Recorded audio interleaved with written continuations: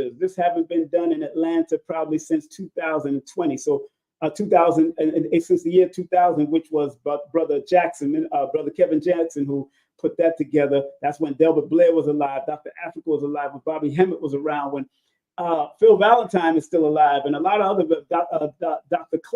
Khalid was alive at the one that they did in Atlanta back in the year 2000. But this time we are doing Queen of Four, Jewel Pookrum, Sister Myra Moss. I'm one of the MCs for both days. Dr. B. Serious, I said the Duke of Tears, and Yaki Awakening. That's going to be big. They're doing it at the New Black Wall Street Market over there at 8109. It's a Black-owned and operated New Black Wall Street marketplace. It's a big place. So, and a lot of vendors, a lot of Black-owned and operated vendors come on out, and it's going to be big from 12:30 all the way till 9 p.m. All right, and let's see here. Don't forget, in October, I'm doing a tribute to Dick Gregory. Dick Gregory, the late, great Dick Gregory, who the person I'm about to bring on has hosted him with the UAM back in the day, and I was always there making sure we on security, watching his back. And Dick Gregory, doing a tribute with Dick Gregory. We're going to have a lot of guest speakers passing through. We're going to be playing a few videos, and we're working on making sure that Mark Gregory, his nephew, will be coming to do some comedy for us for at least 45 minutes to an hour. Right, big up to my son. He has a studio called Green Studio NYC. Make sure you hit him up, greenstudionyc.com. Big up to CarrieAnnIngram.com. She does the tarot. She does jewelry. She does the healing jewelry. And she also does distant Reiki energy work and all that. So make sure you go to CarrieAnnIngram.com. Big up to Lloyd Strayhorn. Of course, got to big up to Baba Lloyd-Strayhorn.com. Big up to the one, the only Nina Diamond, Cardology, astrology, and numerology. She got it all. One-stop shop with her. Go to 11university.com. That's 11university.com. And remember, big up to Dr. Shakira Moore, holistic iridologist, nutritional advisor, and spiritual teacher. Hit her up at the link tree right here on the front. That's linktree /holistic healer. And big up to Dr. Karima Moore, Temple of Regeneration. She's in the metro Atlanta area if you want to get body work, stretch therapy, all of that. Believe me, she is good at what she do. She got some great hands. Believe that. And big up this spiritual consultant in New York City, Sister Amira. Hit her up at 518-796-7638. And don't forget, you want to book a session with me, text me your full name and date of birth, 347-496-1022. And don't forget, you could also take my 2-hour introductory course on numerovation. Make sure you go to udemy.com /course/holistic numerovation. And guess what? They also translate it in multiple languages. If you're in Germany or whatever and you speak German, they will translate my voice to multiple languages just for you. And get all my books on Amazon right now, or go to my linktree /King Simon the Numerator. This book, still working on it. Amazon is giving me problems to upload it, so we got to do some more dicing and slicing and making sure everything. And it's only a children's book promoting Black history. That's what I'm doing. So I guess I don't know if they like the content, but I'm not putting it out there. I know I love what I do, and people love what I do. And big up to the audio book that's about to come out, being recorded at my son's studio. We're doing the editing, so that's all we got to say and keep it moving. Without further ado, I got a dear friend of mine about to come on. She's about to lace the place with all her grace. You know what I'm saying? I got the rhyme, baby. Got the rhyme. Keisha is born in Brooklyn. Sister Keisha born in Brooklyn, man. She wears many hats like mom, wife, grandmother, political analyst, digital creator, podcaster, educator, research specialist, and former NYC City Council candidate. And she does lectures all over the place. She's been through all over the place, and her community activism is long and strong. She's been an MC for the UAM, United African Movement. She's been a part of the Freedom Retreat for boys and girls. Like I said, she's been a candidate. She's part of the producer of Mosiah, of course, a film based on the trials of Marcus Garvey, and of course, board of directory of SWAP, which is Sisterhood with a Purpose, and of course, the RBG Intelligent Network. Man, she just do so. Black Talk Radio worldwide through Black Talk Radio. She's a co-founder of that, specialist in state-sanctioned murders, and She lectures and research all over the world. Without further ado, I want to bring my dear friend, my girl, the one, the only sister. What's up, brother? How are you? Sis, how you been? Long time. Good to be with you. Oh, It's I'm been a so proud minute. of you, girl. I'm so proud of you. Big up to you and your husband. Is that your library back there? That's your library? Is that my library? No, Yeah. it's not my library. Oh, My okay. library is downstairs. Oh, okay. Cause I was like, what? I'm gonna tell you to pick out a book, right? No, it's bigger than this. It's downstairs. Well, Actually, I got two. One downstairs and one in the basement. man, I got a lot of my books in storage, man. I got a lot of my books in storage. This is just the brief stuff behind me, but I understand. Welcome to the channel. I think it's the first time on my channel, right? I think so. I think so. I know I've interviewed Tad. I haven't interviewed Ashe. I know Mhm. I interviewed Tad before when he started his workout thing. So, wow. Well, welcome to the channel. Thank you. Glad to be with the one and only King Simon. We don't. You know what You we too do. wear a lot of hats now. Oh, Don't but sell yourself short now. Stop playing. I have to retire a few hats, but it is what it is. And first of all, make sure y'all support our sister. Her cash app here is $ Sister Keisha. Her YouTube page is the Thorough Black Talk Radio, of course. And of course, you got to big up her IG at Thorough Black Talk and her Facebook at Thorough Black Talk. So enough respect to all the crew from Thorough Black Talk. TBT, got to give that TBT some hookups. You know, so give them a round of applause. Yes. And so, first thing at first, of course, not only we're going to touch on fashion, but you've been a part of the UAM legacy and also the freedom retreats and all that. What were some of the great moments that you remember with the attorney at war and his wife, who was also at war too with the world? What was your experience with that great couple at the time that you was there, from the time you was taking them to going with the freedom retreat? What was your great experience with the Ultimatics? Those who don't know, and Loyola Matics, we're gonna give them a round. Yes, indeed. My fondest memories was seeing his masterful um tactics, if you will, Yeah. in a courtroom. I think it was something to be admired. Yes. It was a phenomenon, if you Yeah. will. Yeah. I've seen him maneuver this political machine and this legal machine, both with and without his license. So, Mm-hmm.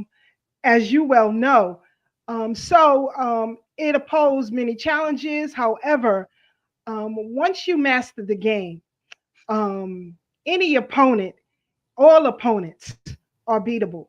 And Yeah. so he trained us very well on how to um, destroy your opponent, Yeah.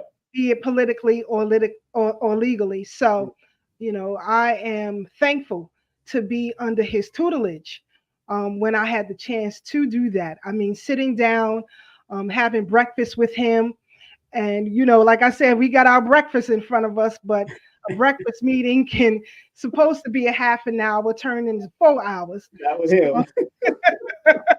you already know. So, but to have those great ones amongst us, he and his wife Leola Maddox, Yes. who was a treasure amongst our communities. A lot of the great um, professionals that you see on YouTube today, be it Dr. Ben or Dr. Clark or Khalid Muhammad or Nathan and Julia Hare. All Yep. of these legacy videos that you guys see now on YouTube were recorded, the majority of them, at the Right. United African Movement. That's right. So it was great to be a part of an institution that was able to sustain itself for almost 30 years. So Mm, definitely proud. let's give that a round of applause. So we have seen elders come and elders go throughout our life, and let's not say go. They're in the essence of the Gugun, the ancestors, and they're guiding us in the best way that they can by the information either they left or what some of our memories are. And being at the UAM from when I was young back in the day, especially back in the late '80s, going into the '90s, and being there, I was just coming out of certain communities and trying to open back up to receive. And I had the privilege of course, meeting the Dr. Bands, the Dr. Clarks, and a lot of people, especially at the UAM, because the UAM used to be packed, especially at the Slave Theater. And then we went to Elks Lounge, and we did Manhattan, we did a Barry Dempsey Center, Dempsey. We did Sister Harriet Tubman School. We did all these. He bounced around. Because they was always trying to get at us and get us out of these places, or we always had to keep on bouncing around. But I commend him and especially his wife, the backbone. She was one of the major backbones to keeping that joint going. Even when they had their little issues, they kept it going, and I appreciate that. Even to the day that they transitioned, they kept doing what they had to do. It was definitely a tearjerker when Loyola transitioned, and because Loyola was the one that put me on stage. I don't even know if it was awesome, but I remember he came on, then I had to speak after him, and I was like blown away. I gotta tell you the story about that. Yeah, please. For those who don't know, at that time, I was given the task of being the MC, but not just being the MC, but making sure we had scholars in there. Yes. Now, UAM was an establishment that no matter if we agreed fully with the speaker or their message or their teachings, if we felt that the community could somehow benefit from it, we allowed them to speak. And so Mrs. Maddox had to deal with some personal challenges. Yes. And she gave me the roster. Yes. And I looked at the roster and I said, I don't want to call any of these people. So she says, what do you mean you don't want to call any of these people? I said, well, if you trust me, you will see that I can show and prove. Right. And so she said, well, who do you want to come this week? I said, well, how about we talk to King Simon? She said, King Simon? The guy who's always been there? I said, yes, King Simon. And give it out flyers. She says, well, what will be his message? I said, well, I don't know if you're aware, but he can teach our people about disaster preparedness, teach our people about astrology and other things. Wow. So she said, all right, I'm giving it over to you. She trusted you, yes. So prior to that, one person who spoke before you, so that was the beginning of me booking the weekly speakers. So you were the second book for me. Yeah. Let's get that a round of applause. That's when I brought a crew with me. I brought, I think, Barry Hammond. I brought, I think, Ashe, because he was dealing with the guns at that time. Brother Ashe, he was SJ. I brought him. And I brought also even Joel Benjamin also was. I brought them as a crew because I like to spread the wealth. I like to bring the team in. Let's have some fun. Everybody got something to teach, and we're a younger generation. We want to be on that stage and help out, and do what we got to do because everybody was more of the older generation that they kept focusing on. And I understand because they all are contemporaries. I got it. We all, they got the contemporaries, and I got it. And we should keep on meshing the two and mixing the two. And thank you for doing that. Again, let me give you a round of applause. I didn't get that. I didn't get that memo. I thought it was, and then you called me or whatever. But I'm glad you in the office were giving us our props and. Because they wanted to push further in towards the Freedom Party. And so some of us were given tasks to take over certain things to do that. And so, like you said, we had our elders, but I wanted to introduce the new generation and also show them what marketing can do. Whether I agreed or disagreed with whatever speakers I brought in, the goal was the marketing. And I wanted to introduce our generation and those who came after us to what the UAM had to offer. And so even Maddox called me in about some things, and I said, well, your task for us was to continue to grow Right. this movement. I'm telling you what I can do. Right. I'm telling you what white people pay me a whole lot of money to do. But if Yes. you just trust me, I'll make it happen. And Mrs. Maddox, along with Brother Harold, Mike Graves, and some others, Yes. was steadfast in us doing that. And so when you begin to show people what you can do, then they fall back a little bit. Right. So that was the beginning of me not only being the MC but booking our weekly speakers until I was no longer there. Yes. And thank you for that.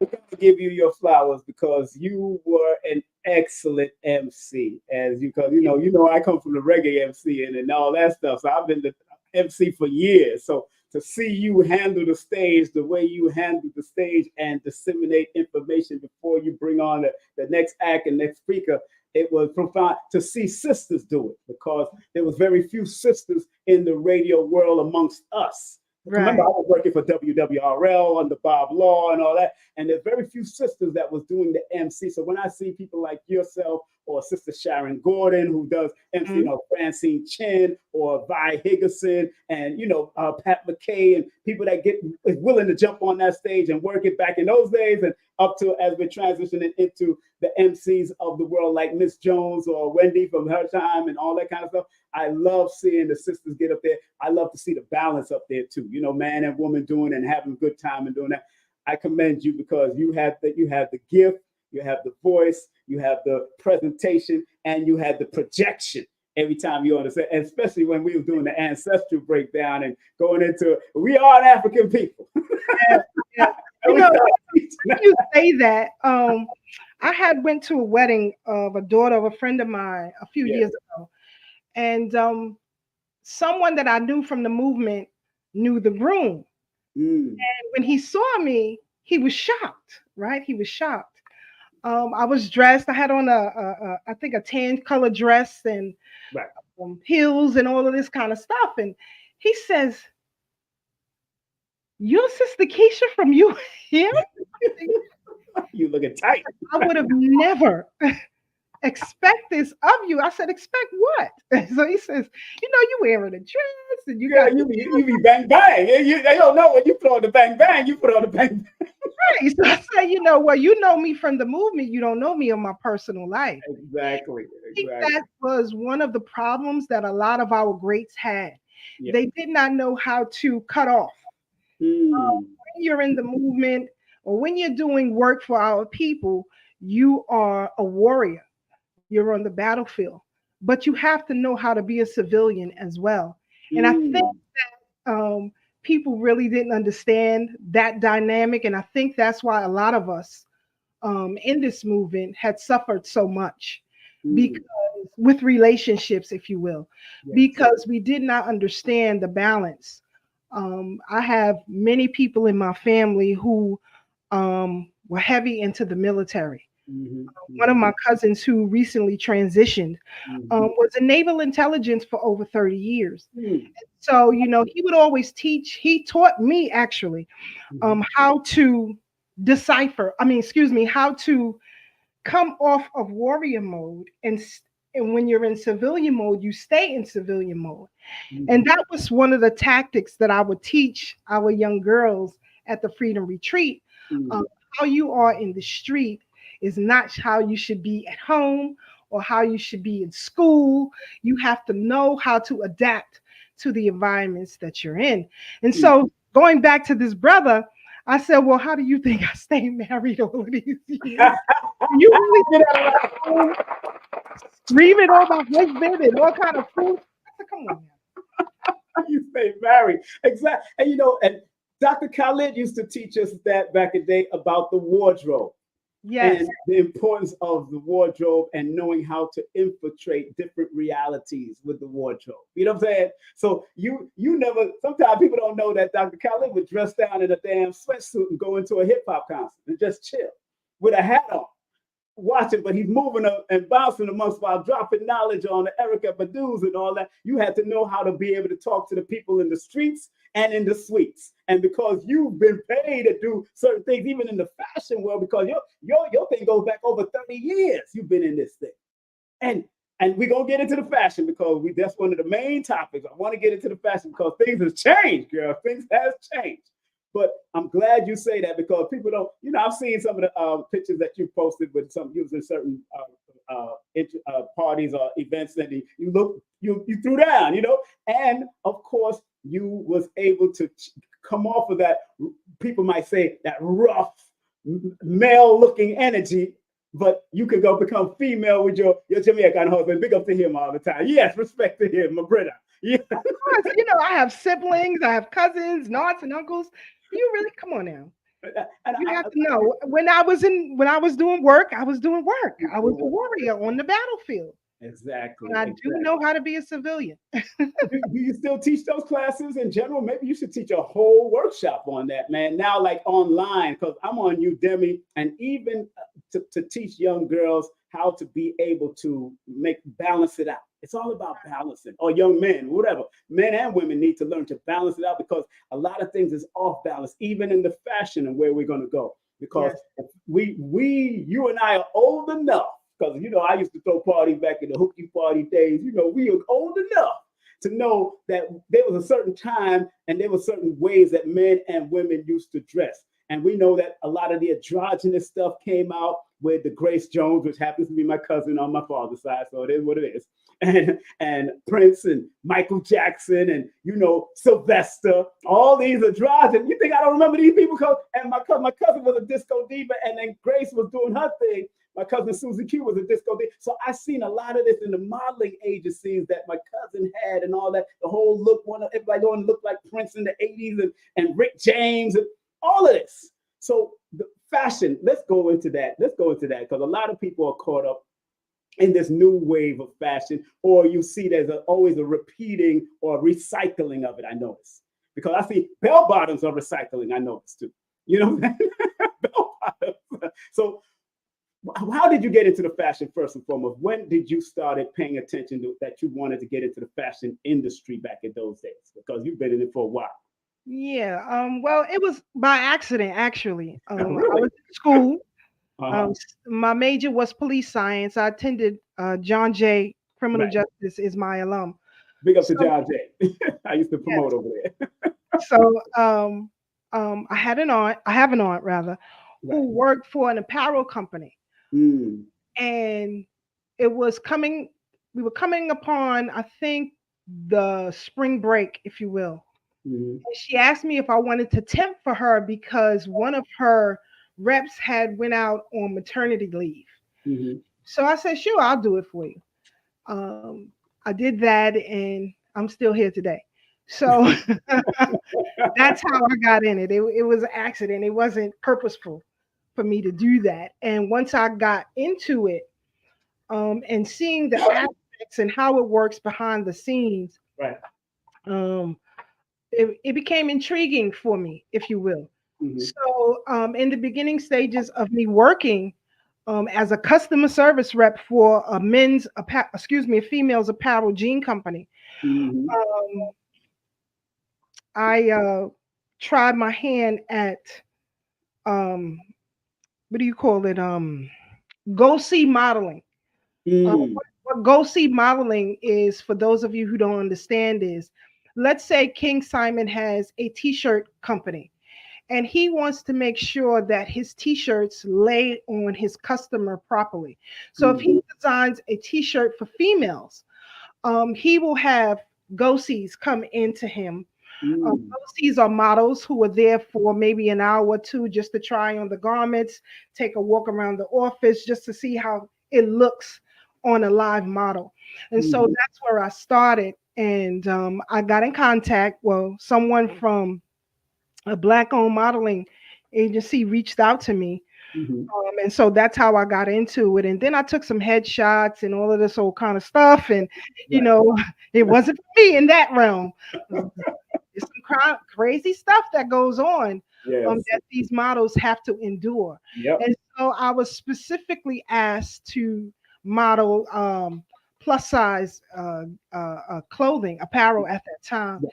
Right. So I left that alone and I stayed behind the scenes working for manufacturers in different capacities. That's, give that a round of applause. Not one of the easiest industries. A lot of people think it's easy, even from the designing perspective, because I myself was an artist and I used to have two modeling agencies myself. And I remember getting the models in Essence magazine, but it was a little small clip because we was at Madison Square Garden. I got them on the stage for the show. And I remember I forgot who was the designer. It wasn't Zoe. It was, I forgot the name of the designer. Was it Maximilian? But I forgot who I did. I had, a lot of these designers because I used to do security for Fubu back in the day. And I know you've been connected to Fubu and Carl Kanai. Now, going to that part, why did they sell their companies? Why? What was that all about? We don't hold nothing. I worked for Carl Kanai first. Yes, please. And it was a temporary position. Okay. I worked when he moved his corporate office to Claremont Avenue. Yeah, remember Brother Arthur Forex, right? Yes. Yeah, yes. That's my man. That's my man. It's Arthur Grant. Him and I did security for Tupac at the hospital. Big up to him. That's my brother Arthur. Yes. So I was there for a temp agency, a temporary position while I was working full time at the I was working for a company called HIS. HIS stood for Henry I. Siegel.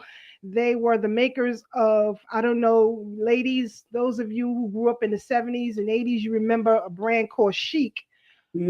Chic jeans. So that's where I was working full time.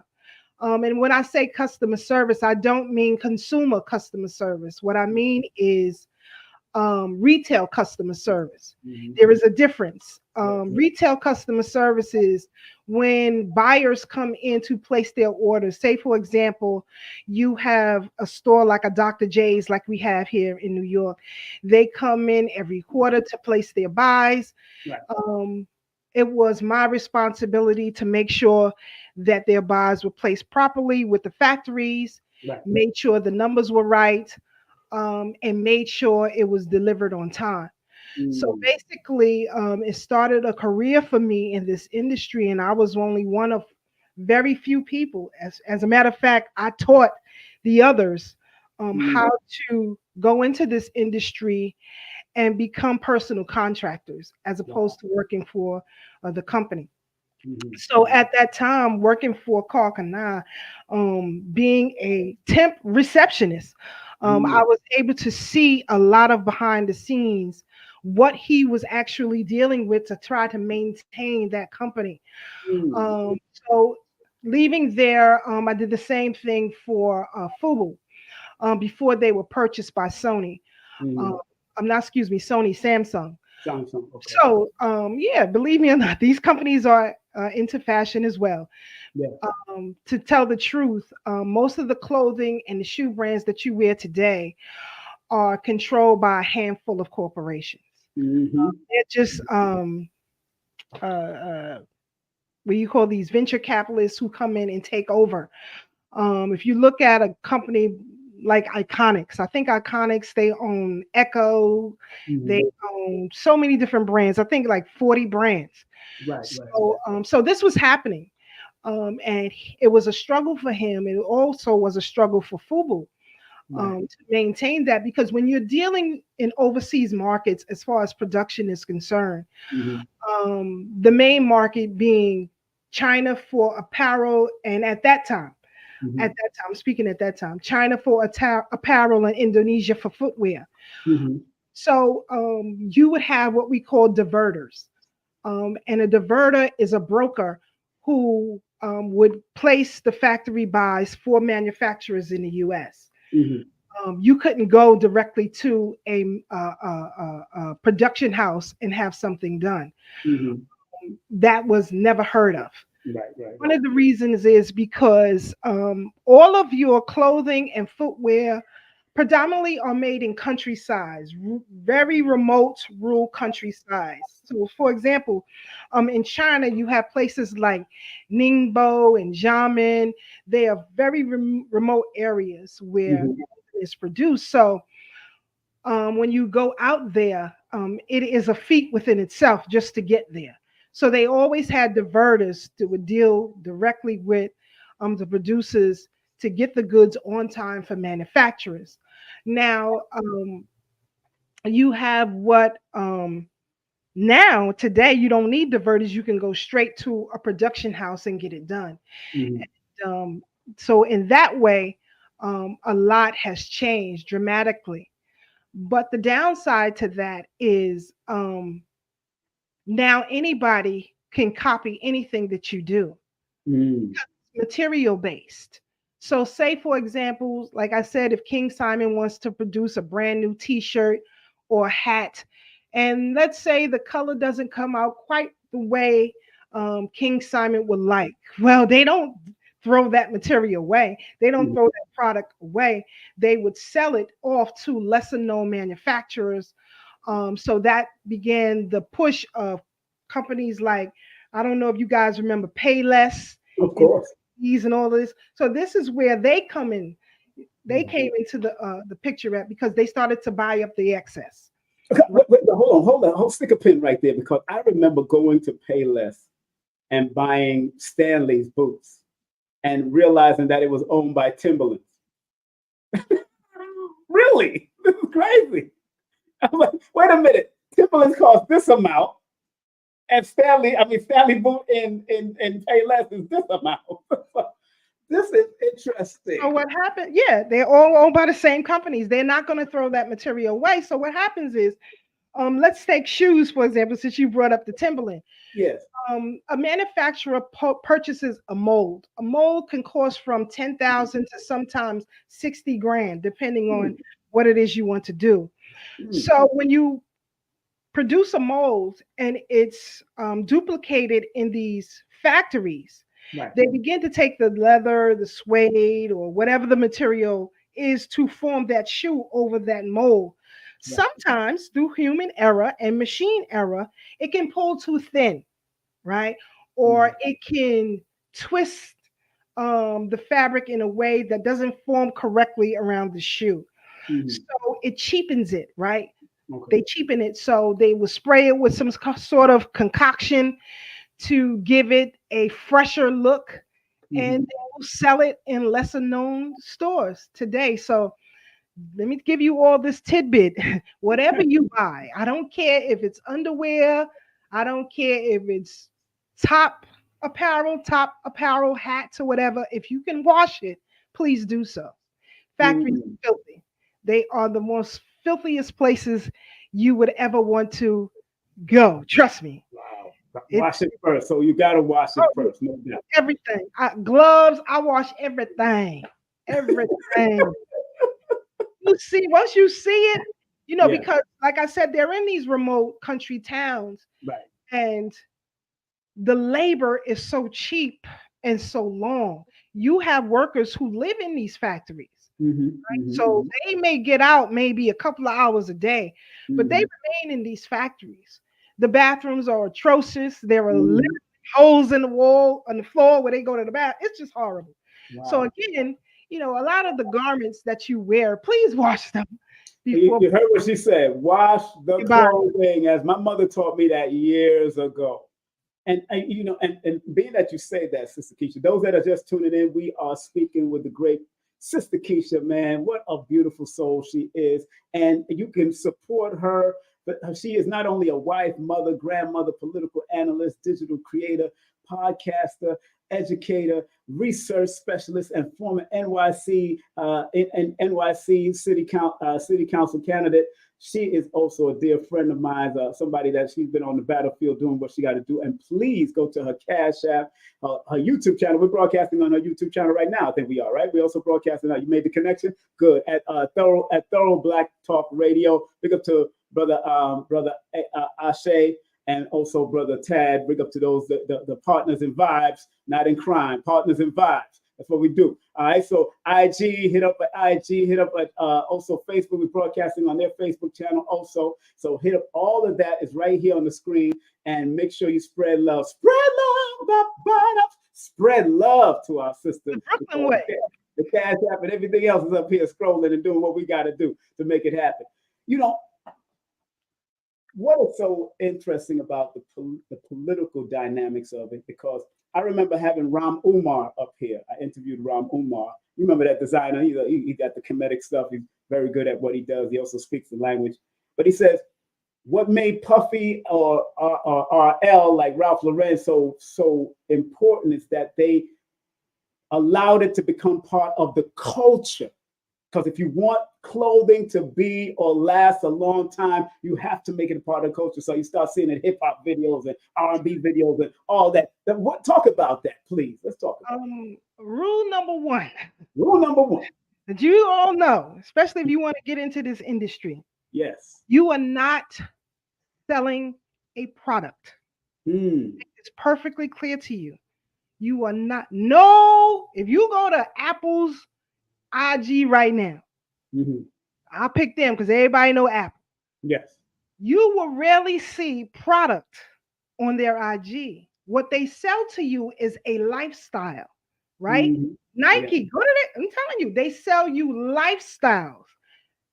McDonald's, say what you want. They sell you a lifestyle, not a product. And I think that's one of the problems that I see a lot of Black entrepreneurs in this industry suffer from. They're trying to sell a product instead of a lifestyle. Girl, Sue, we could tell, we could show them better. We could tell them. Look at Nike. Look at Nike. You're selling the lifestyle. It's not just 6 sneakers. Look at this. Look what they doing. Look, people playing, jumping. They're not selling the product. They're selling you a lifestyle. A lifestyle, exactly. Look, they got Drake, crazy ass Drake up in there. They got all these people. Look at this. This is a life. Look at this fashion and all. Look at this. This is not. What is this a Nike outfit? I didn't know. She get the hell out of here. I didn't know. Yeah. Wow. Look at this. I mean, she absolutely right. Let me take it off before they try to sue me. So I mean, that's no promotion is bad promotion, so they understand that. So they don't mind what I just did. That's promotion anyway. But they absolutely don't. They will give you free product if you keep doing it. This is a fact. Yo, this is a fact. You don't understand how people pay so much money for the brands that you love so much. That's deep. And they will give you free product for taking pictures. If you get more than 20 likes, they're going to see you some more free product. I'm telling you. But the thing is, people don't know this.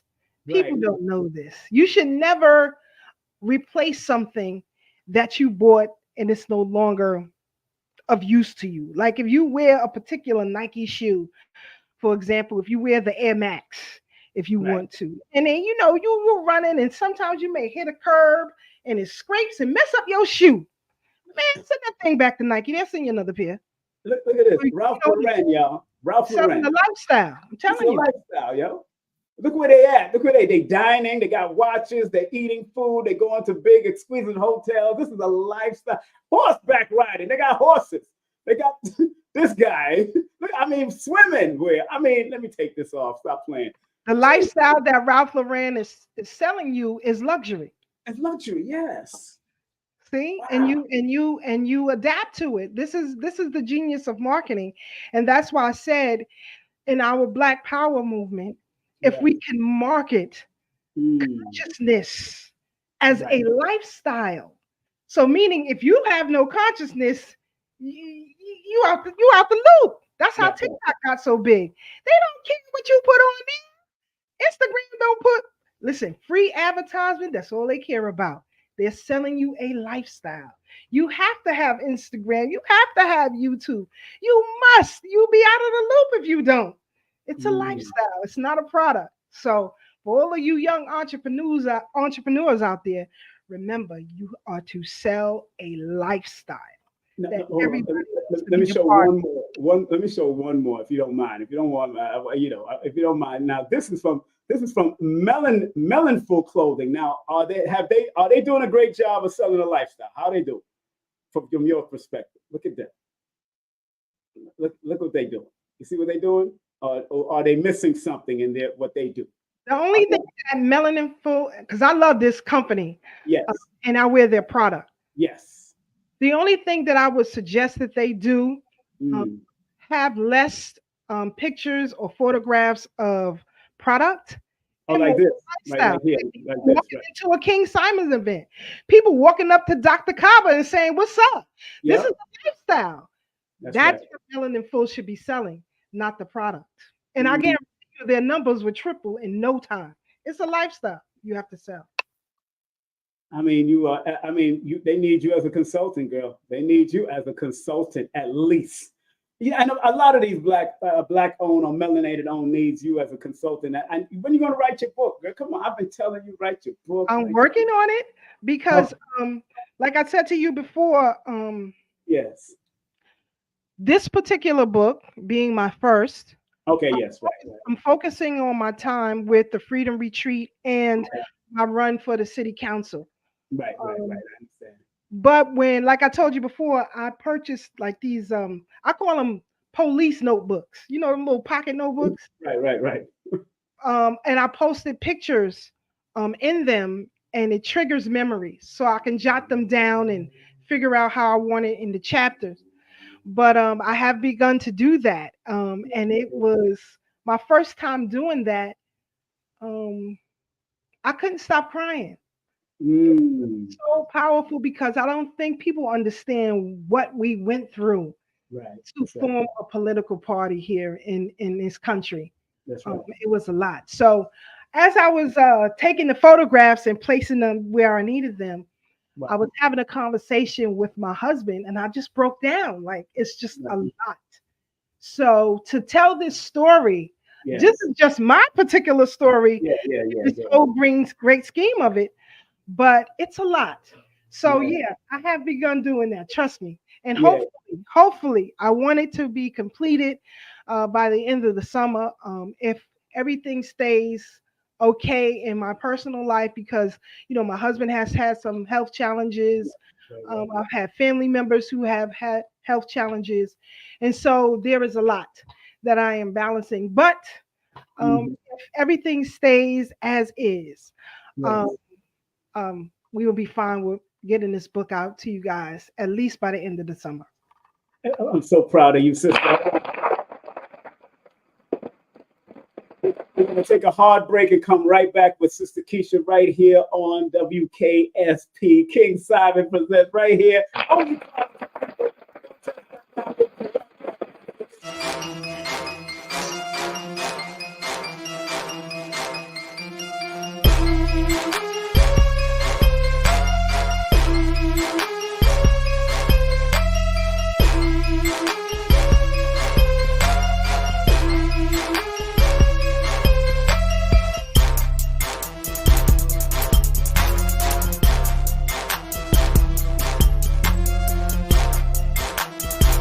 Hey, this is King Simon. Remember, make sure you go to my website, kingsimonproductions.wordpress.com. That's kingsimonproductions.wordpress.com, or Linktree at King Simon the Numeral Baser. Get all 4 of my books, and of course, that's the Numeral Baser for mental stability.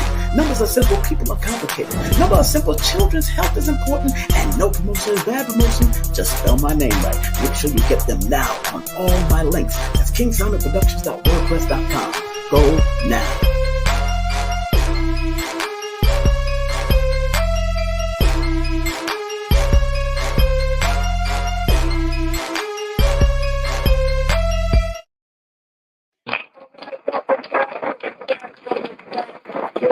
Of course, we have with us the great Keisha, one sister Keisha in the building. Remember, this coming Wednesday, myself and, of course, Carrie Ann Ingram will be speaking to Dr. Sunyata Amen. That's going to be a big, big, big event, a big, big thing right here on our show right here. So don't touch that down.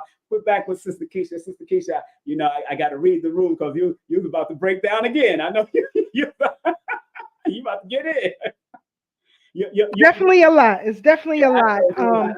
You know, When you have a system to go against you, yeah, you guys really don't know what freedom yeah, fighting is really all about. So that's right. I yeah, mean, it's a lot. It's a we lot. was But out there, we was I'm out hoping there. to get it out. Like I said, by the end of the summer, if all things stay in divine order, it'll definitely be completed, if you will, by the end of Good, the. good. We can't wait until that happens.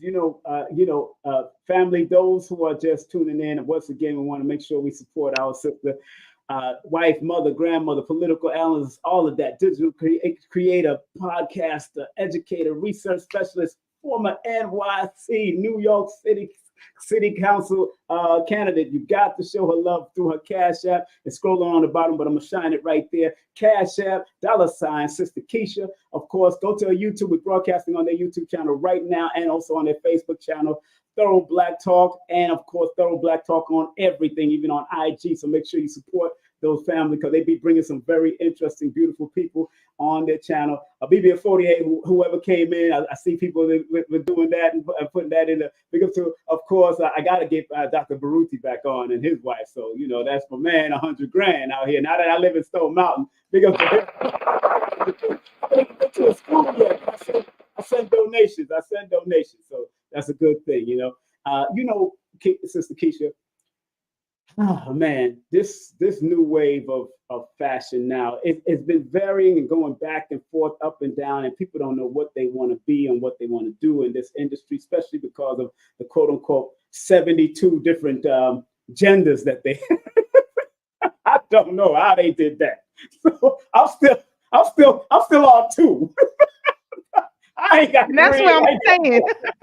Five. I got six. I got seven. I'm on two.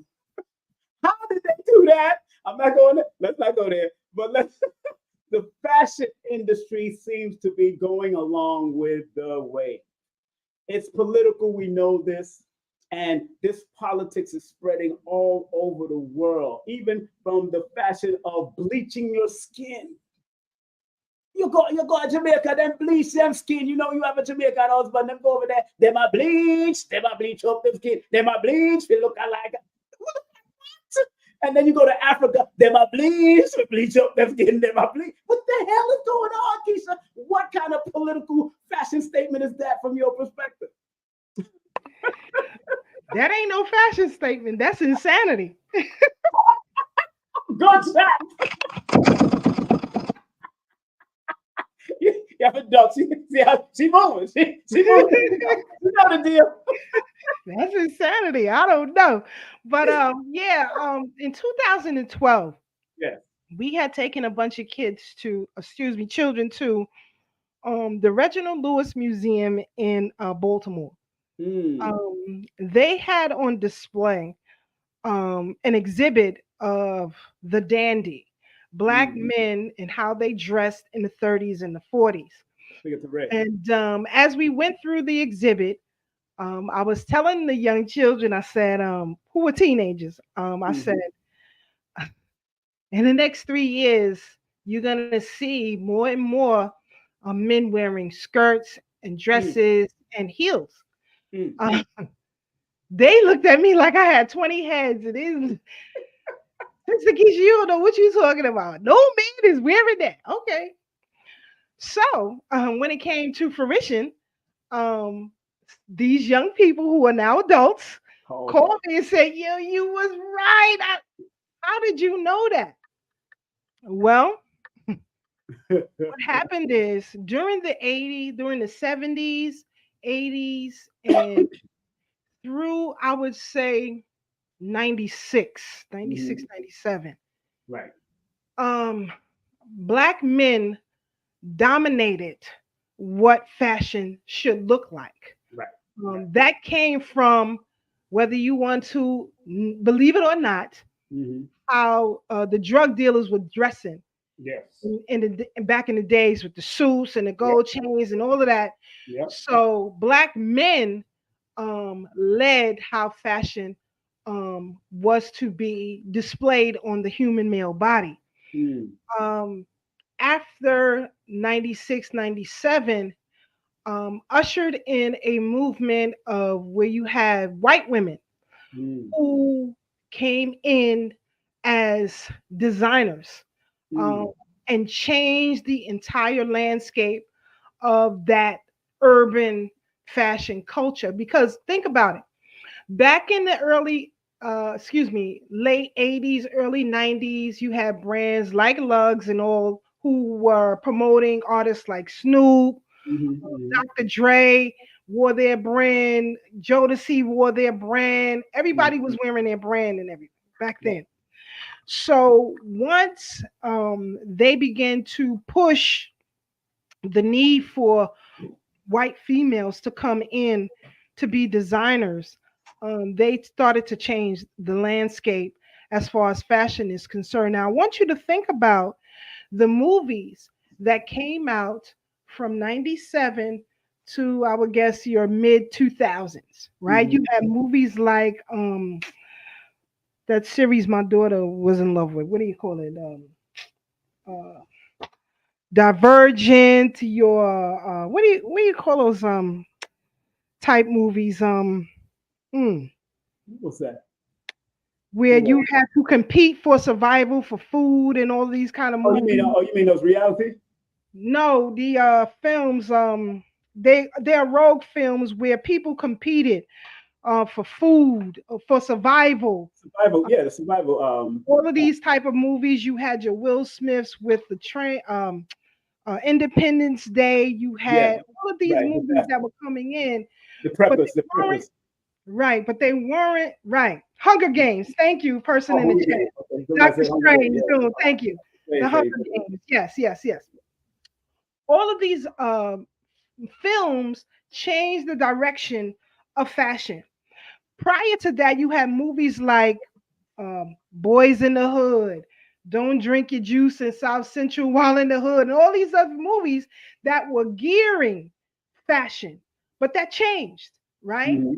People again attach themselves to lifestyles that they see.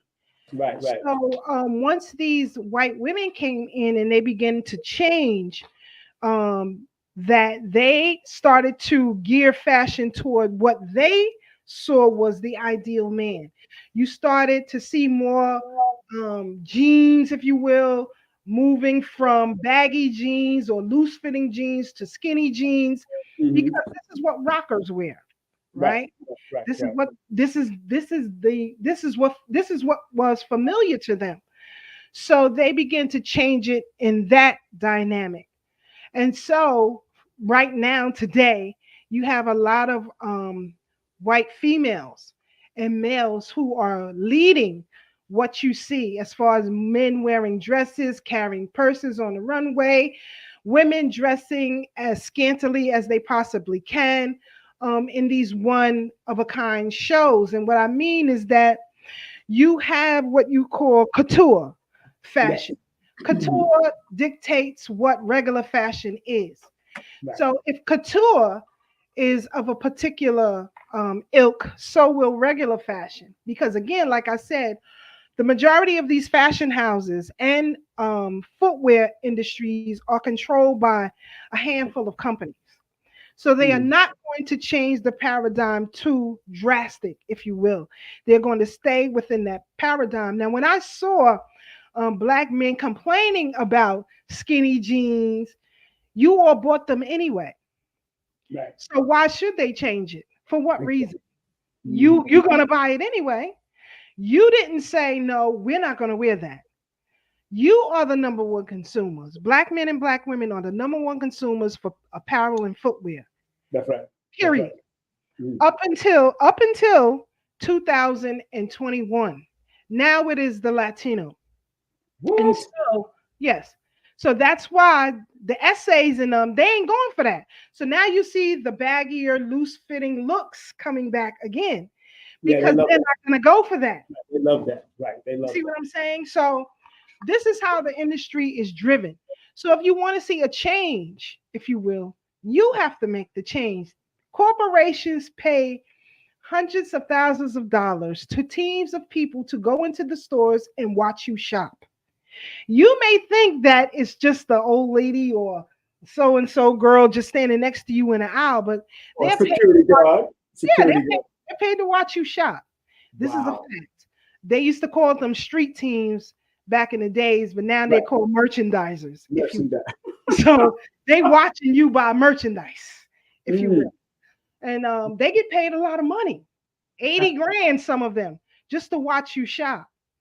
So even Wow. not just the physical, but what you're doing online. So all of you TikTokers out there and you got your outfits on and all that, they're creating dummy accounts to follow you and, act like they're enthused by what you're doing just to get more information out of you so that they can continue to make money on the back end on the manufacturing side.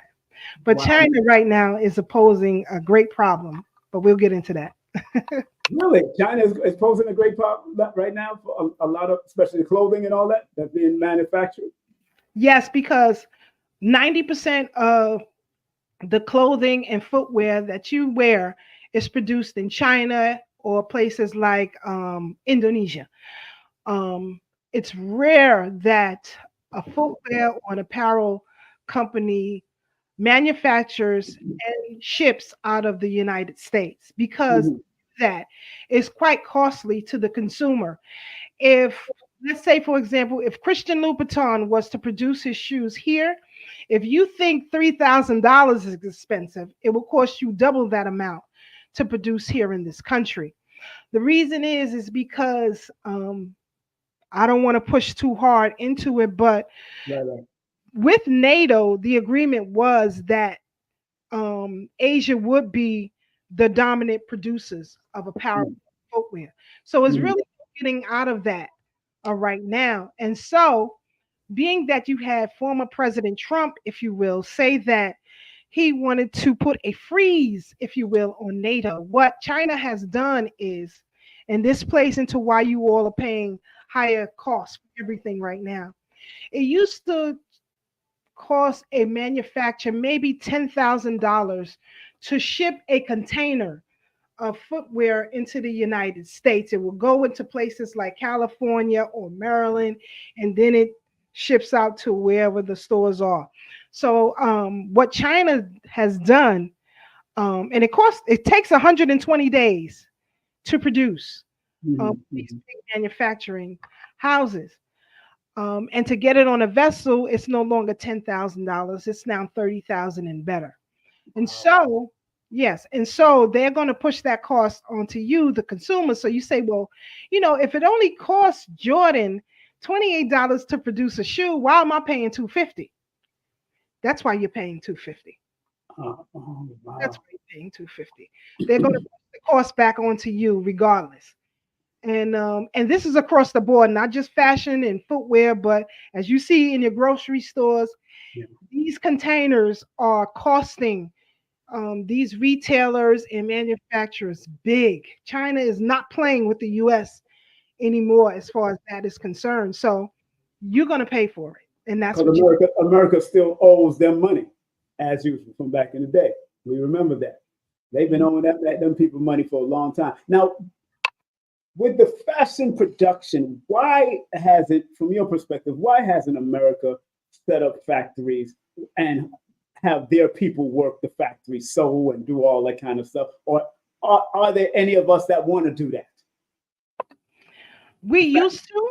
Yeah, we Um, used to, of course. We Actually, love when I was working with HIS, right, that was one of the very few companies that produced its own clothing and right. had its own warehouses in Tennessee. That became very costly. That's why that company is no longer in business. Wow. And a part of Clinton's deal with NATO, again, was to make sure that Asia was the dominant producers in the world. That's problematic. Wow. So, in order for us to produce here, we can, but Okay. you're going to pay a tax to China because you agreed that they should be the producers. You can produce all you want, but you're going to pay me some reparation on the back end. Mm. So that's why former President Trump was saying, whether you agree with him or not, we have to renegotiate how we Yeah. do things with Yeah. NATO because we're losing here and the consumer is catching all the hell. So China's no fool.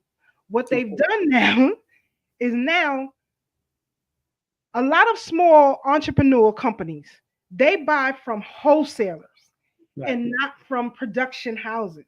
Mm. So that markup too goes to the consumer.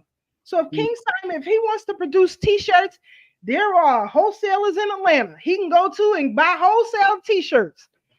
But why pay $5 for a t-shirt when China will sell it to me for 3 cents? 3 cents. Wow. So people don't know how to get into that market. China has lowered their MOQ. So MOQ for a manufacturer like Nike was maybe they had to produce a minimum of 500,000 pairs for a factory to take them on. Now, smaller entrepreneurs, and I'll show you guys how to do that later on. Maybe I should charge y'all for that. Yeah. We ain't gonna get into that. We not here, Well, but we. China has lowered the MOQ, and what I mean by MOQ is minimum order quantity. They've lowered that, and you can go directly to the production house now. Get things produced like shirts, t-shirts, jackets, hats, shoes, and the like, and offer your consumer a lower cost. So now you take business from Nike. So wait. No. Is that what is? Could that be what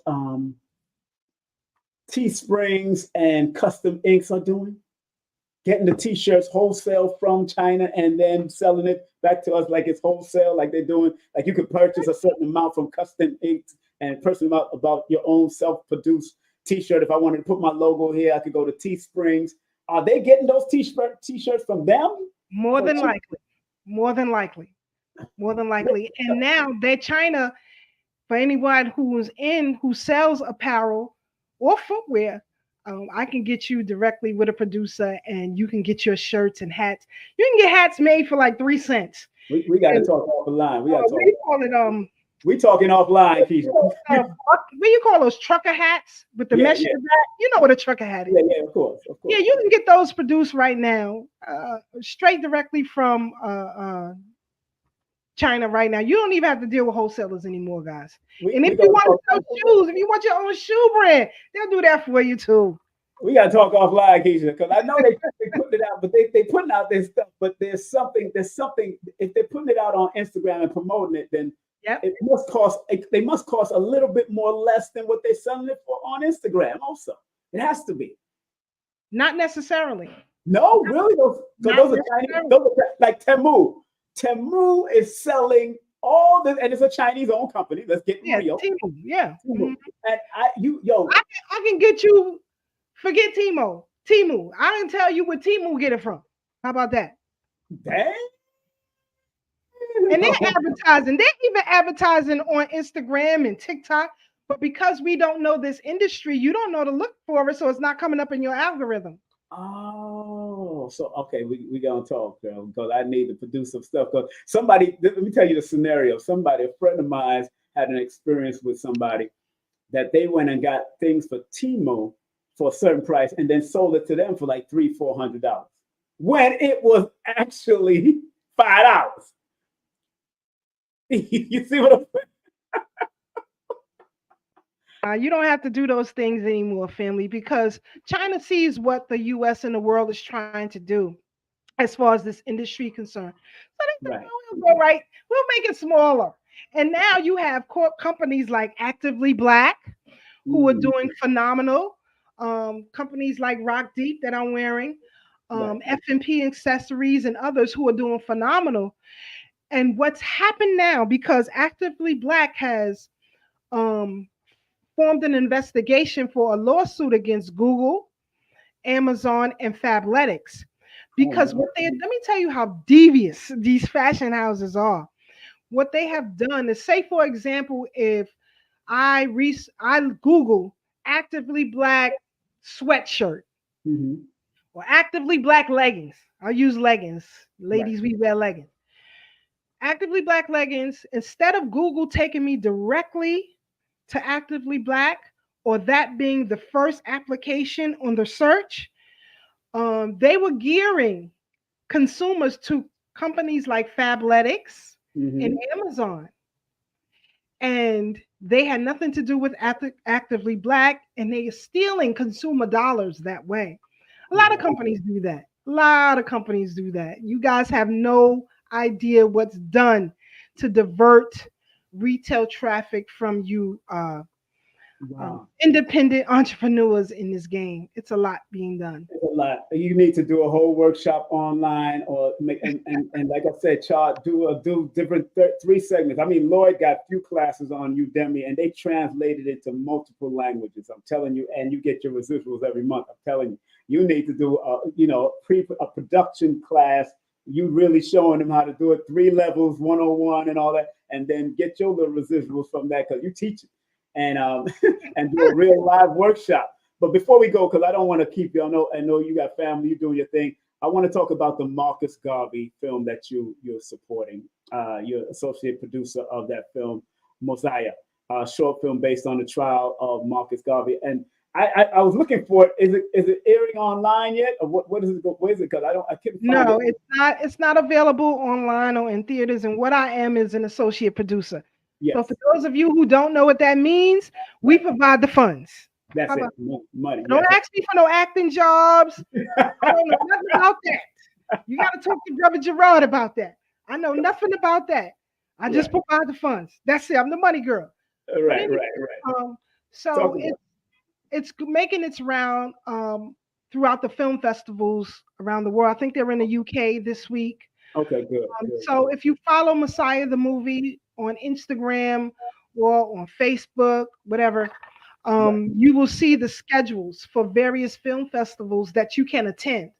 Right. We want to create a buzz about that, and it's been doing very well, receiving many awards on the film festival circuit. Because according to Brother Gerard, if we are able to get this in theaters, one of the things that he wants to do is create a mini series out of this. So it's a 45 minute, if you will, short film on the trial, specifically the trial of Marcus Messiah Garvey. And I'm telling you, when you see it, it'll blow your mind. It'll blow your mind. To see the actors, Brother Sam, who plays Marcus Garvey, spitting image of Marcus Garvey is phenomenal. Wow. So there's the schedule. Right. If you see it in a city near you, come out to the film festival. Let us know if you like it or you don't. We want that feedback, because before we can get it to streaming platforms or in the theaters, we want to make sure that it's right. So there's the schedule. If you guys could check it out in a city near you, please do so. And come back and let us know how you like it. And if you don't like it, let me know. and family, y'all could go to Instagram and go to Mosiah the movie and go check it out. That's where that's where I just pulled it up from. And I was watching you posting it, and I said, man, I gotta go check this movie out, because my grandfather was part of the UNIA. He passed on at 100. He knew Marcus Garvey, and in Jamaica. And he was there doing his prison stint in Jamaica and all that kind of stuff, trying to support him coming out of jail. So my grandfather was still able to sing the song, and I remember recording it, but I can't find the recording. He was singing the song of Marcus Garvey. There was a prison song of him releasing Marcus Garvey prison song, release him out of prison song. He was a part of that, and he was 90 years old when he sung that song. Wow. He still remembered it. My grandfather still remembered it. And I was like, wow. And he lived to 103 and then transitioned. But you say that because there is compare and contrast, if you will, in the film with Garvey as a child and as a grown man, and how he comes into manhood and the role that his father played in manhood. So it gave him the fortitude to make it through that trial. So very, very interesting. Very, very interesting compare and contrast. Now, let me ask you, the places that they are showing a lot of screaming, was these some of the places that Garvey visited? I'm not sure. I'm not sure at all. Okay. I just know that these are the places where they're hosting film festivals. So I don't know if Garvey ever visited. I remember one time he was in North Carolina, the other places. I remember that history. What was it? Because I remember Queen Mother Moore, may she rest in peace. I went to interview her years ago. And Queen Mother Moore told the story about she having 2 guns when the police, when the police came in, it was like 300 of them, and then few police came in, and they didn't want Garvey to speak, And she said she pulled out two guns and said, "Speak, Garvey, speak." And she pulled out two guns. Queen Mother Moore, may she rest in eternal peace. Yes, yes. I mean, she was a force to be reckoned with, and Yeah. also one of the key figures in building the UNIA was what's her name? Maud Mitty, forget her last name, but she alone brought in over 300,000 members. She Mm, was the founder of the Ethiopian Society back then. And wow. so, yeah, we got to read that story. There's a great book by Dr. Keisha Blaine. It's called Set the World on Fire. Mm, Um, Phenomenal on Fannie Lou Hamer. And the book that she has on Garvey, I believe, is mm, the women of the UNIA. I think that's the title of it. But mm. all you got to do is Google or go on Instagram, Dr. Keisha N. Blaine. Her book on the women of the UNIA is phenomenal. Phenomenal. Wow. Wow. Well, Sister Keisha, I want to thank you for coming on. And of course, expressing the amount of wisdom, the small, minute amount of wisdom, because you got so much more to give, so much more to give. And I appreciate you and your journey. I appreciate you and your husband, and also and the family, and all the great things that you continue to do. And also, family, make sure you support our sister on all her platforms, all the platforms from IG to YT, YouTube. YouTube. sounded like Now, Steve Coakley. Steve Coakley, white tea. It is what it is. It is owned by white tea. But so let's get it straight. Of course, all these apparatus is owned by the white tea. But it is what it is. And thank you so much for your support and love, my dear. I'm thank coming you to for New York. having me, brother. Matter of fact, I'm coming to New York for my son's graduation. So we got to all link up one day, man, and talk. You know, we got to go take Oh, talk. yeah. Yeah, I'll be Yes. out there for 2 weeks. I'm going to be at the African Arts Festival, too. I'm going to pass through. Definitely Okay. pass. I'll be out there. So, you know, might need to meet over there and go hang out. Professor Griff might perform there. He has a new soul band called the Om Band. I call it the Om Band. Very spiritual. It's different, Professor Griff. So, yeah, if he hasn't been confirmed.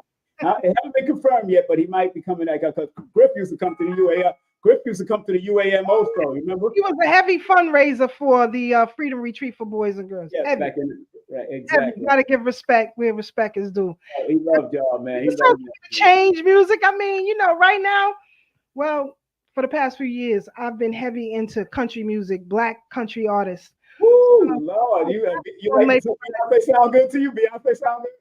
Well, Beyonce isn't really country; it's country-esque, He born out there.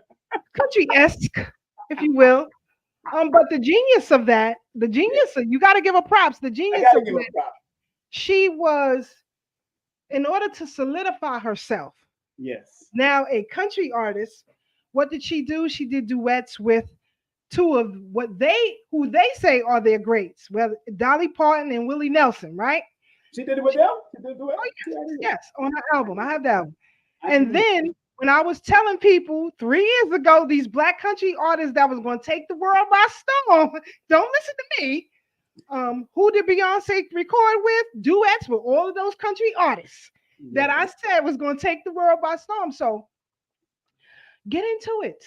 What's their names? Give their names, because I don't listen to country My music. favorites are Miko Marks, I heard that name. BC Palmer, Willie Palmer. Jones, Willie Jones. Rashad, Raina Johnson. I can go on for days. Wow. I didn't Sean know. Cole. I mean, Darius Rucker has a great new album. I think you would love it, King Simon. Yeah, I need to tune in. His song is called he has it it's a duet with a brother named Dax, and it's called it's about manhood, black manhood, and everything that you guys go through, and the world just don't understand. But if you hear that song as a black man, if that doesn't touch your soul, give me a call, because you might need Send me his YouTube link. Send me a link to that. Send me. Yeah, Text me the I link. see you the video. It's gonna blow your mind. Yeah, I want to Because see. these country artists, I'm telling you, I went down to Nashville. What? When did I go to Nashville last summer? I went to Right. visit the National African American Music Museum. Now I'm Wow. gonna tell you people something. Everything, and I mean everything we've ever recorded is there. Everything Wow. from the slave ship to today is there. I recently saw a video where 50 recently went down there, and he said it blew his mind. Wow. It will take you at least 2 months to get through all of the music in that place. Wow. So go down there if you can, check it out. But get into black country artists. They gonna change the game. They changing the game. I'm trying to tell y'all. Please send me that link and then send me the list of those country artists you just told me about because I definitely gonna check it out. And Definitely. you're talking about Black Man's Pain. I bought Courtney B. Vance's book. I bought. Hold on, let me change the screen here because that's what's going on. That's what's messing up my virtual screen. Just threw me off. Courtney B. Vance's new book. I bought that. If y'all don't know who that is, that's of course the one, the only what's her name's husband? What's her name? You know, the actress. The actress. Bassett, Angela Bassett. Yeah, the Leo. How can I forget her? She's a Leo. The Invisible Ache. Black men identifying their pain and reclaiming their power. Powerful book by Courtney B. Vance. And of course, Dr. Robin L. Smith. So I just got the book because of Sister Ayana Vazant recommended it. And so I bought the book. I haven't gotten into it yet, but I know it's going to be some powerful information, very, very much. So, and big up to Sister Shahrazad Ali. She sent me a card. Big up to Sister Shahrazad Ali. Yeah, shout out to Shahrazad Ali. You need to bring on your show, man. You want a number? You need even No, I have a number. I have a number, and we've talked. We've seen her physically in a while. Yeah, I'm trying to bring her to New York or Atlanta. So she said she's going to do one more tour. She might do one more tour and then she retired. That's what she's saying. She's getting too much. The age is catching up to her, and so we want her to make sure she does things easy. I told her to do workshops online, and she'll be good. But our elders, man, they're not interested in a lot of this. But beautiful Keisha, thank you very much, Sister Keisha. Once again, thank you very much. All right. Definitely. All right. Love you, brothers. Love you, my sister. You be safe out there. All right. Take care. All right. That's my girl, Sister Keisha, man. Love Sister Keisha, man. That's my people. Y'all get a chance. Y'all get that book, man. This book here is what I've read, the blurbs and everything that I've read so far. The Invisible Ache. Black men identifying their pain and reclaiming their power. Matter of fact, I'm going to put this on the side here and put it up, lay this right, keep it on my bed head. I'm going to sleep. I'm going to start reading it from my bedside. I usually read before I go to bed, either a chapter or a few pages a night before I go to bed to keep certain things and certain information in my head. Again, make sure y'all support Sister Keisha and give us some Cash App love. That's $SIS Keisha, KEISHA. Their YouTube channel is, of course, Thorough Black Talk. That's right. That's YouTube. And IG is Thorough Black Talk.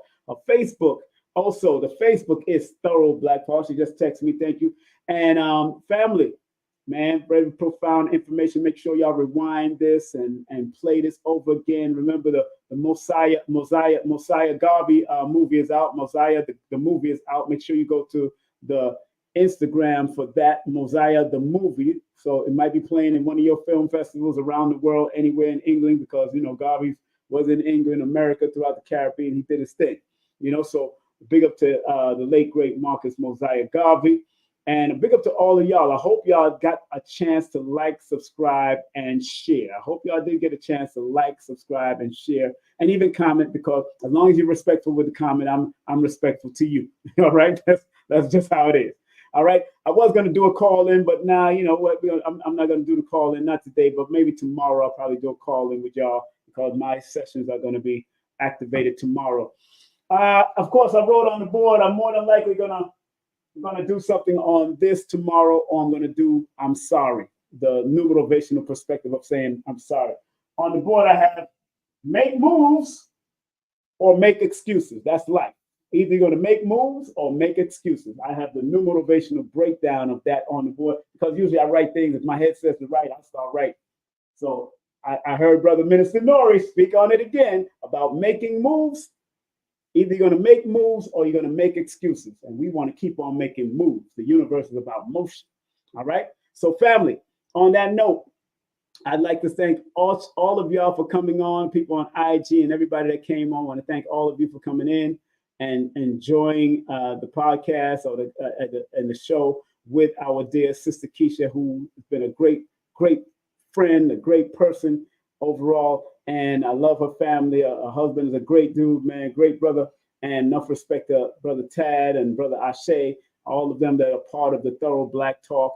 And of course, just want to remind everyone this coming Wednesday, we have the one, the only Dr. Sunyata Amen. Of course, on June the 15th, I'll be speaking here. Make sure y'all go to Adara Mosel's website, adaramosel.com. That's adaramosel.com/events. We're going to be there. We had Adara Mosel on earlier. This has been moved to another date. So more than likely, we're going to move Sister Nairobi Vision to July. So I'm going to get rid of that flyer. So you won't see another flyer of her until, because she had to do something, make an emergency move. So she cannot be on until July. So, but enough respect to this is happening. Remember, y'all can come on out to the second annual. We want to meet all of us. I heard Michael Bethwick might be there. 19 Keys is supposed to be there. Brother Rich, myself, all of us are going to be there. Dr. B is going to be at the second annual Forbidden Knowledge Conscious Awards. Y'all want to be there with us, all right? And do remember, family, vote for me at 954-245-0086. That's 954-245-0086. Make sure you vote for me. And do remember, family, we also have the thing that Brother Rich is doing, Gathering of the Masters. Of course, the Gathering of the Masters with Brother Rich is the producer from Black Magic 363. Of course, on August the 10th from 12:30 to 9 p.m., you got the one, the only Dr. Jewel Pooker, Sister Myra Moss, and Queen of Four. And then the next one, the next day, August the 11th, Dr. B. Sirius, Asir, the Duke of Tears, and Yaki Awakening. So all of them are confirmed already. So that's going to be a beautiful event. Make sure you go to Eventbrite. That's Gathering of the Masters.eventbrite.com. Brother Richards, I'm one of the MCs, so I'm gonna put in that fire. We're gonna do what we got to do. We're gonna have fun. We're gonna big up all the vendors. We're gonna walk around and show love during the breaks. We want to make sure the music is popping and people are motivated to go and support the vendors. I'm going to be doing those sessions. I believe Lloyd might be coming in, so it's going to be a big thing.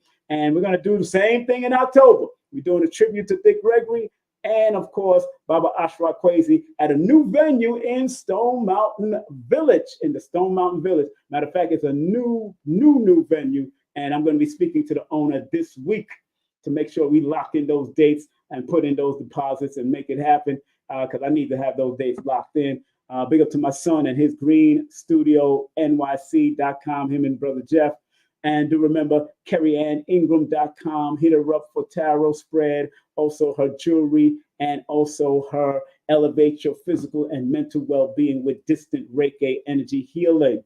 That's right. That's KerryAnnIngram.com. Big up to Lloyd Strayhorn doing his thing at Nicholas Brooklyn right now. They're about to finish. Make sure y'all go to Lloyd-Strayhorn.com. Big up to Nina Diamond, one of my vendors on a regular, but she's also advertisement. So big up to her at LevinUniversity.com. She does cardology, astrology, and numerology. So make sure you support her. Big up to Dr. Shakira Moore, who will also be passing through the big Gathering of the Masters. So you get to see her. You get to see all the stars that have been on Brother Richard's show and some of them that have been on my show also. That's right. So make sure you go to Dr. Shakira Moore's Linktree/Holistica Healing. Dr. Karima King, Temple of Regeneration. Make sure you hit her up. TempleofRegeneration.com. If you want any body work, body treatment, energy work, she does it. She does it well. And big up to Amira, also at Nicholas Brooklyn right now with Lloyd Strayhorn and Unc Rising Sun. Amira is over there right now, spiritual consultation. She's doing cardomancy over there. 518-798-7638. That's 518-796-7638. Make sure you support her. And if you want to book a session with me, text me your full name and date of birth to 347-496-1022. That's 347-496-1022. That is my number to get in contact with me.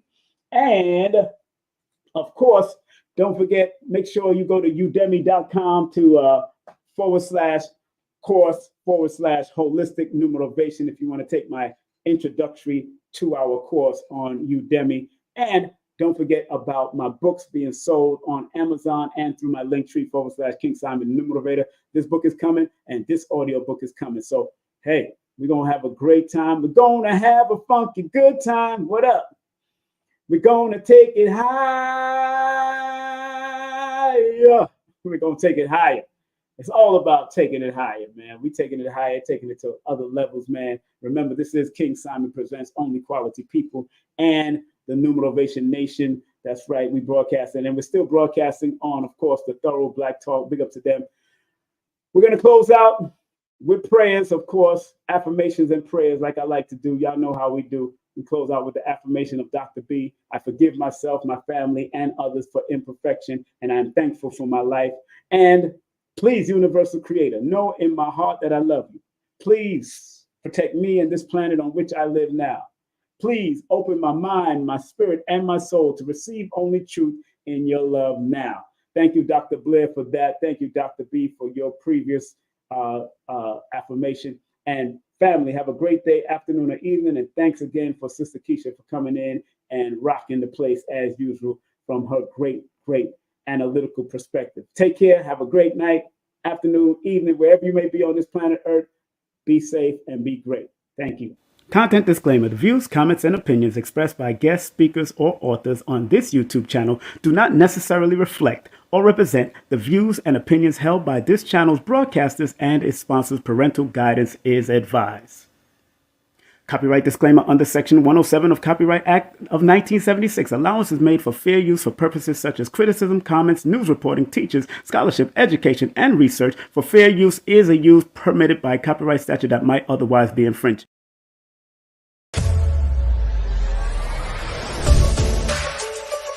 Hey everyone, I'm Elizabeth Carson, and I'm thrilled to introduce to you an extraordinary weekend event happening right here in Miami, Florida on August 3rd and 4th. It's none other than the second annual Forbidden Conscious Awards weekend. After the tremendous success of last year's event with over 1,200 attendees from around the globe, we knew we had to make this year's event even more spectacular. On Saturday, we have a captivating conference lined up featuring world-renowned speakers such as Muhammad Ibrahim, Merkaba 13, Robert Grant, Billy Carson, and a women's panel hosted by yours truly. Following the conference, we'll set sail for a VIP yacht cruise at sunset, where you'll have the chance to mingle with your favorite nominees and celebrity guests, all hosted by 19 Keys. Sunday, August 4th, kicks off with a Forbidden Knowledge book publishing signing event, followed by the highly anticipated second annual Forbidden Conscious Awards. This is a red carpet affair, so come dressed to impress. Remember last year we surprised a lucky guest with an Audi A4 during the awards, and this year we're upping the ante with a chance to win a Mercedes-Benz. So make sure you secure your tickets early. This event is sure to sell out quickly. I cannot wait to see each and every one of you there for what promises to be an unforgettable weekend of education, inspiration, celebration, and glamour. Hey, this is King Simon, the International Numerovator. Remember, get all my books on Amazon or go to Linktree /King Simon, the Numerovator. And remember, don't forget to book my sessions at 347-496-1022. Book now.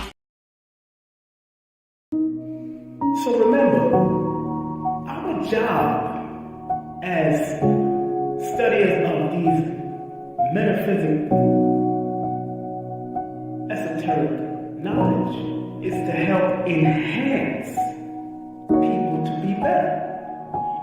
I, as a numerator, using the numbers, or quote-unquote numerals, and motivation to get people to understand why they need to activate their numbers to be their very best self and maximize it. Because The numerals hold a frequency. And if you're willing to turn up that frequency, then that frequency can help to guide you and navigate you to a higher height that will allow you to spiral to be your best self. We must remember that.